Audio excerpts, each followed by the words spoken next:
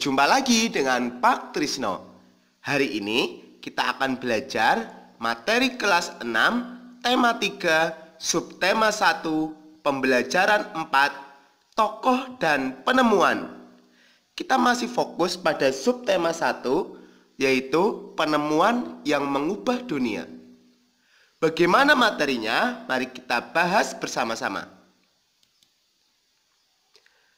Di dalam pembelajaran ini ada dua muatan pelajaran, yaitu bahasa Indonesia, menyajikan informasi penting dari teks eksplanasi dalam bentuk diagram. PPKN KD 3.2 atau 4.2, penggunaan hak yang bertanggung jawab. Bagaimana materinya? Mari kita bahas satu persatu. Oke. Menyajikan informasi penting dari teks eksplanasi dalam bentuk diagram. Pada pembelajaran sebelumnya, kita juga sudah belajar tentang teks eksplanasi. Teks eksplanasi itu adalah teks yang menerangkan suatu proses yang bersifat ilmu pengetahuan alam, seperti gejala alam, terjadinya pelangi, proses arus listrik, dan sebagainya. Bagian dari teks eksplanasi terdiri atas pernyataan umum atau pembukaan, biasanya membahas tentang topik masalah, deretan penjelas atau isi, dan penutup atau kesimpulan. Sedangkan untuk dapat mengidentifikasinya, kita bisa menggunakan kata tanya, apa, di mana, kapan, siapa, mengapa, dan bagaimana. Berikut ini adalah contohnya. Ya, ini ada sebuah bacaan berjudul Thomas Alva Edison, sang penemu bola lampu pijar. Ini juga ada di buku tema 3. Ini bagian pernyataan umum. Jadi sudah langsung kita bagi. Paragraf 1 ini berisi pernyataan umum. Pernah terbayang olehmu hidup tanpa penerangan dan seterusnya di sini ya. Jadi masih sifatnya hanya perkenalan, pernyataan umum. Yang kedua, paragraf kedua ini deretan penjelas 1, menjelaskan tentang siapa Thomas Alva Edison itu.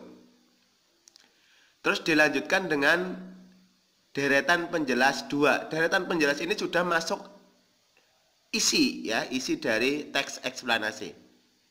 Ini deretan penjelas 2, isinya juga yang melihat dunia butuh penerangan dan seterusnya.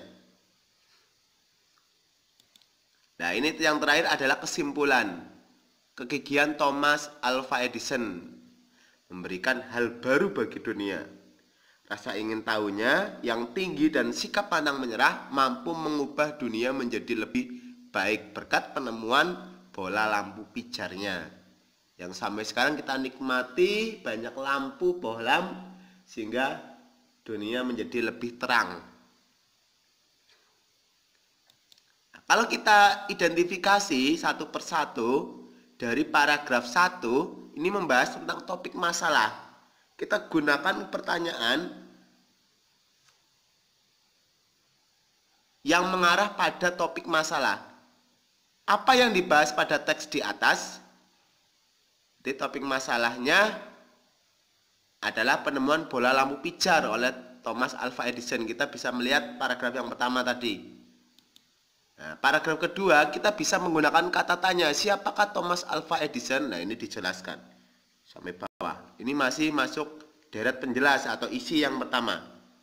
Terus paragraf 3, bagaimana Thomas Alva Edison menemukan bola lampu pijar? Nah, ini paragraf ketiga, deret penjelas. Yang terakhir adalah disimpulkan. Bisa menggunakan kata tanya apa? Apa yang dapat kamu simpulkan tentang sikap Thomas Alva Edison ya? Di sini adalah sikapnya gigih, pantang menyerah, dan punya rasa ingin tahu yang tinggi. Ini adalah bagian-bagian dari teks eksplanasi. Selanjutnya ada penggunaan hak yang bertanggung jawab. Ini ada bacaan tentang Siti dan adiknya dalam menggunakan lampu belajar. Kalau Siti, dia menggunakan lampu belajar dengan baik. Setelah selesai, lalu dimatikan. Kalau adiknya, tidak. sehingga lampu belajarnya rusak. Nah, berdasarkan teks di atas atau gambar di atas, bisa kita jawab pertanyaan, apakah hak yang didapatkan oleh Siti? Yaitu menggunakan lampu belajar. Apakah hak yang didapatkan oleh adik Siti? Sama ya, menggunakan lampu belajar. Apakah Siti telah menggunakan haknya dengan tanggung jawab? Iya, karena Siti selalu mematikan lampu belajar setelah selesai digunakan. Apakah adik Siti telah menggunakan haknya dengan tanggung jawab? Belum, karena tidak mematikan lampu belajar setelah selesai digunakan. Manfaatnya apa ketika kita menggunakan hak kita dengan tanggung jawab? Yang pertama, barang-barang dapat dimanfaatkan dalam waktu yang lama atau awet. Yang kedua, orang yang memberikan akan senang karena kita merawatnya. Itu, jadi ketika kita diberikan hak, maka kita laksanakan dengan tanggung jawab. Contohnya di sini, contoh penggunaan hak yang bertanggung jawab di rumah. Merapikan mainan selesai bermain. Kita kan punya hak untuk bermain. Tetapi kita harus punya tanggung jawab ketika selesai bermain harus dirapikan. Mematikan televisi dan alat-alat elektronik lain setelah digunakan. Itu juga merupakan tanggung jawab kita dalam melaksanakan hak. Di sekolah, ya, merapikan buku selesai membaca. Ini biasanya di perpustakaan atau di kelas ada pojok baca. Masuk kelas setelah jam istirahat selesai.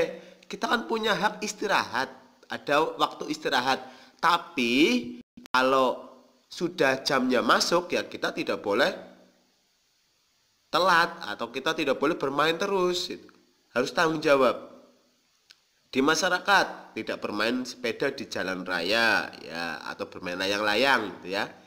Menghargai pendapat orang lain. Kita kan diberikan hak untuk berpendapat. Tetapi ketika ada orang lain yang sedang berpendapat, maka kita hargai pendapat dari orang lain. Nah, ini amatilah benda di sekitarmu. Apakah kamu telah menggunakan dengan tanggung jawab? Contohnya sendal. Sandal itu bagaimana menggunakannya? Ya untuk bepergian agar aman dari batu, kerikil. Bagaimana kamu merawatnya? Menyimpan setelah selesai dipakai. Dicuci juga bisa kalau kotor. Apa kamu sudah bertanggung jawab? Ya sudah. Apa manfaatnya ketika bertanggung jawab? Sandalnya akan awet, terus tidak hilang, aman, bisa dipakai lagi. Sepatu juga sama, dan benda-benda yang lain juga bisa dituliskan ini untuk berlatih. Baik, itu untuk materi kegiatan belajar 3 pada tema 3 subtema 1. Nantikan video-video pembelajaran berikutnya hanya di Sutrisno Channel. Jangan lupa yang belum subscribe, klik tombol subscribe, like, dan share ke teman-teman untuk bisa berbagi manfaat kepada orang lain.